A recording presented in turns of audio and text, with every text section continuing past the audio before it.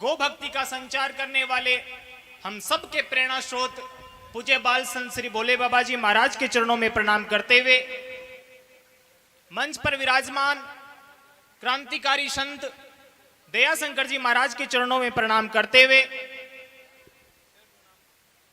किशन दास जी महाराज के चरणों में प्रणाम करते हुए विद्यासागर जी महाराज के चरणों में प्रणाम करते हुए तमाम विश्व वंदनीय संतों के चरणों में प्रणाम करते हुए मेरे सामने उपस्थित मातृशक्ति और युवा के रूप में बैठे हिंदुस्तान के भविष्य और भविष्य के हिंदुस्तान और भजन मंडली के माध्यम से हम सबको बड़े ही मीठे मीठे भजनों का श्रवण करवाने वाले अनोखा जी और उनकी पूरी टीम, आप सबका बहुत बहुत धन्यवाद, बहुत बहुत आभार। हम महाराज जी की कथा पिछले 6 दिनों से सुन रहे हैं। बहुत ही अच्छी कथा चल रही है।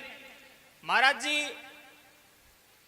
आज का दौर ऐसा है कि आज जब बात धर्म की आती है तो लोग बड़ी अपनी बुद्धि का इस्तेमाल करते हैं, तर्क करते हैं। तर्क नहीं कहूं, कुतर्क कहूं तो भी कोई बड़ी बात नहीं होगी, क्योंकि एक तंबाकू के पैकेट पर लिखा होता है महाराज जी की तंबाकू खाने से कैंसर होता है, लेकिन कोई लोग बुद्धि नहीं लगाता है। एक शराब की बोतल पर साफ लिखा होता है कि शराब पीना स्वास्थ्य के लिए हानिकारक है, लेकिन कोई अपनी बुद्धि नहीं लगाता है। लेकिन यदि हमारी भागवत कथा में ये लिख दिया, हमारी ये गीता में ये लिखा हुआ है कि इसको पढ़ने से और इसके दिखाए हुए रास्ते पर चलने से हमारा कल्याण होता है, तो बड़ा लोग बुद्धि लगाने लग जाते हैं। ऐसा दौर आ गया महाराज जी। एक छोटा सा प्रसंग है, 5-7 मिनट का समय लेना चाहूंगा। मैं चाहता तो महाराज जी इस बात को किसी अकादमिक शिक्षा के मंच से भी कह सकता था, मैं चाहता तो इस बात को किसी सांस्कृतिक कार्यक्रम के मंच से भी कह सकता था, लेकिन सांस्कृतिक मंच से कहीं भी बात का इतना प्रभाव नहीं होता है महाराज जी। एक धार्मिक मंच से कहीं भी बात, और वो भी आपकी पावन उपस्थिति में कहीं भी बात गीता के ज्ञान के समान हो जाती है महाराज जी, इसलिए लोग इसका अनुसरण करते हैं। इसलिए मैं आज इस मंच के माध्यम से कहना चाहूंगा कि एक जंगल था, जंगल में तीन दोस्त थे। एक था सांप, एक था शेड़ा समझते हो ना, गोल गोल होता है वो, कांटेदार, और एक था मेंढक। तीनों में बड़ी गहन दोस्ती थी, घनिष्ठ मित्र थे।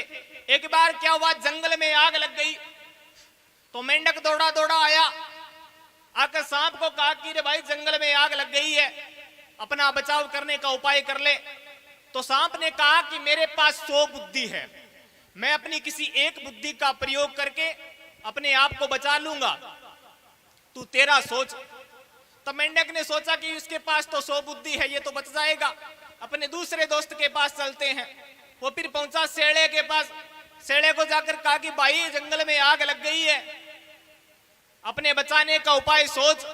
तो उसने कहा कि मेरे पास 10 बुद्धि है, मैं किसी एक बुद्धि का प्रयोग करके बच जाऊंगा, तू तेरा सोच। अब मेंढक ने सोचा इसके पास 100 बुद्धि है, इसके पास 10 बुद्धि है, ये तो बच जाएंगे, हमारे पास तो सिर्फ एक ही बुद्धि है, वो क्या है कि पतली गली निकल। मेंढक दौड़ता दौड़ता वहां से छलांग लगाता हुआ वहां से निकलने लगा। थोड़ी दूर चला तो एक खड्डा आया, खड्डे में थोड़ा पानी था, कीचड़ भरा हुआ था, जिसे राजस्थानी भाषा में कह सकते हैं कादो। तो कीचड़ में क्या हुआ, मेंढक ने छलांग लगा दी। जंगल में आग चलती चलती सांप के पास आई। सांप ने जोर से फनकार दी, भर भाई आग के आगे किसका बस चले। सांप जल गया। जलने के बाद जिस प्रकार हमारे घरों में सांकड़ होती है ना, उसी प्रकार की आकृति सांप की हो गई। फिर वो आग चलती चलती शेड़े के पास पहुंची और वो शेड़े ने भी फंकार लगाई, फिर भाई आग के आगे किसका बस चले।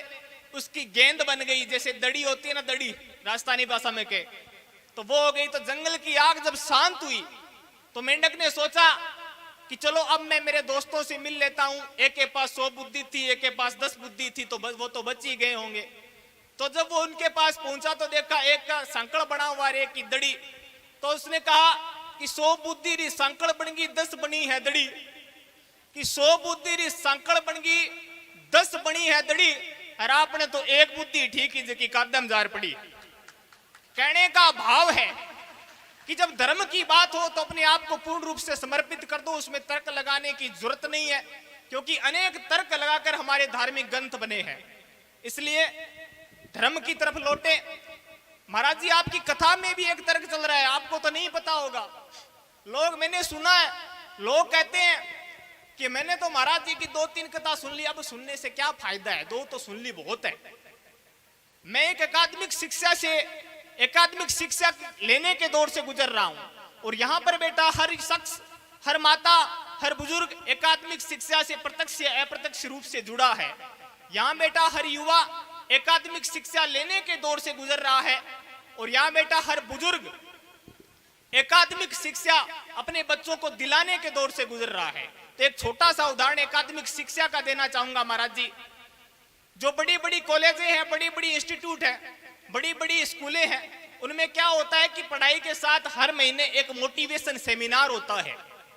उस मोटिवेशन सेमिनार में यह बताया जाता है कि आपका इस कोचिंग संस्थान में आने का उद्देश्य क्या है, कि आपका इस कोचिंग संस्थान में आने का उद्देश्य क्या है, आपका लक्ष्य क्या है, आपके माता पिता ने यहाँ क्यों भेजा है। उसी प्रकार ये कथाएं होती है, ये हमारे जीवन में मोटिवेशन सेमिनार की तरह है कि हमें ये बताती है कि हमारा इस जीवन में आने का उद्देश्य क्या है, हमको प्रभु ने यह मनुष्य जीवन क्यों दिया है। इसलिए जो भी कथा सुने वो बड़े ही चाव से सुने। महाराज जी 2 मिनट का समय लेना चाहूंगा। मेरी एक वेदना है, एक दर्द है, और ये मेरी ही वेदना नहीं बल्कि पूरे भारतवर्ष की वेदना है। महाराज जी आज एक बड़ी विकट समस्या है, वो समस्या है हिंदुस्तान के भविष्य का गिरता हुआ चरित्र। आज हिंदुस्तान की कौन सा भी टीवी चैनल उठाकर देख लीजिए, कौन सा भी अखबार उठाकर देख लीजिए, ऐसी कोई घड़ी नहीं है जिसमें किसी अप्रिय घटना का जिक्र नहीं हो रहा हो। छोटी छोटी बच्चियों के साथ दरिंदगी की जा रही है। यदि हमने इस बात पर गहनता से विचार नहीं किया तो याद रखिएगा हिंदुस्तान का भविष्य बड़ा ही अंधकार में है। इसलिए मैं कहना चाहूंगा कि हमें हमारी सनातन संस्कृति की तरफ लौटना होगा। जब हम सनातन संस्कृति की तरफ लौटेंगे तो निश्चित रूप से बच्चों में संस्कार आएंगे। हमारी संस्कृति का नाश कैसे हो रहा है, एक उदाहरण देना चाहूंगा। जब हमारे बुजुर्ग हमारी बहन बेटी का रिश्ता करने जाते थे तो क्या देखते थे, सबसे पहले 2 चीज देखते थे कि इनके जमीन कितनी है और इनके गाय कितनी है। और आज जब हम हमारी बहन बेटी का रिश्ता तय करने जाते हैं तो क्या देखते हैं महाराज जी, आज भी यही देखते हैं, जमीन और गाय। फर्क सिर्फ इतना है कि उल्टा हो गया कि जिसके जमीन नहीं है उसी के घर में बेटी देंगे, क्योंकि जमीन होगा तो हमारे सोरी खेत जानो पड़सी, और गांव उसी तो गोबर नाकनो पड़सी। कितनी विकृत मानसिकता हो गई है महाराज जी। आज क्या देखते हैं, आज ये देखते हैं कि उस घर में विदेशी नस्ल के कुत्ते कितने हैं। अजीब पाश्चात्य संस्कृति ने हम पर डेरा जमा लिया है। और जब 4-5 साल शादी को हो जाते हैं तो वो लोग हमारी बहन बेटी को दहेज के लिए प्रत्याड़ित करते हैं, तो बड़ी दुखी होते हैं कि ये लोग दहेज के लिए प्रत्याड़ित कर रहे हैं। तो जब हमने कुत्तों को देखकर ही, कल महाराज जी ने भी बताया था कि कुत्ते चंडाल का रूप होते हैं, तो हमने कुत्तों को देखकर ही रिश्ता तय किया था, तो कुत्ते तो अपनी औकात दिखाएंगे ही। इसलिए मैं तमाम युवा साथियों से खासकर अपील करना चाहूंगा कि हमें साइंस के साथ, टेक्नोलॉजी के साथ, एकाडमिक शिक्षा के साथ अपने धर्म की तरफ लौटना होगा, अपनी सनातन संस्कृति की तरफ लौटना होगा, संतों की वाणी को सुनना होगा। गूगल प्ले स्टोर पर एक गीता सेवा नाम से एक ऐप है। मैं तमाम युवा साथियों से कहना चाहूंगा कि आज यहां से जाने से पहले ही उस ऐप को डाउनलोड कर लेना। उस ऐप में स्वामी राम सुखदास जी महाराज जैसे अनेक संतों की कथाएं हैं, उनके प्रवचन हैं, उनको सुबह और शाम जरूर सुने। यदि हम संतों की वाणी सुनेंगे तो निश्चित रूप से हमारा चरित्र है वो निखरेगा। इसी आशा और उम्मीद के साथ मैं एक बात कहते हुए अपनी वाणी को विराम देना